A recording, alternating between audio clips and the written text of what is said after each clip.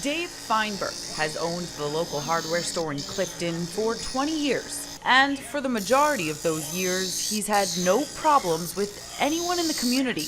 That is until this week, when he made headlines for posting this sign in front of his shop. It says, "Speak English or pay $10. Dave says he put the sign up after an interaction with a customer who didn't speak English. I never really considered it a racist act, as they're trying to call it to me.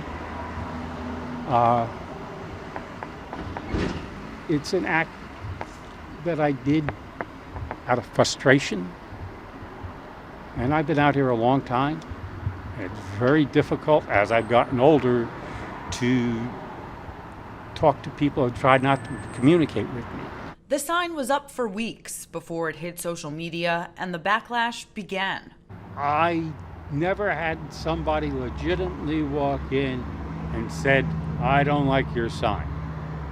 But when I went to check it out for myself, that's exactly what happened. We're no longer in a world where it's just English-speaking people that live here, right? We live in the beautiful world and in the beautiful state that we live in right now because a lot of different languages came together at one point and put this place together, right? So I think the kind things to say when you can't understand is do your best to put that message across.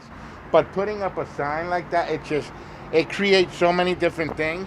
This local business owner happened to come by during our interview to have an open dialogue with Dave. And whether it was racism or not, what came to my mind is just, how insensitive that was, especially with everything going on in the world right now and the times that we're dealing with. Seeing a sign like that, it's uncalled for. Dave has since replaced the sign with a new one. This one reads, "Sorry about the Speak English sign." And if you call his voicemail, his outgoing message says the same thing. He says he's learned a lesson. I will admit that and I am the first to admit it, I did the wrong thing. In Clifton, Emily Young, New Jersey News Network.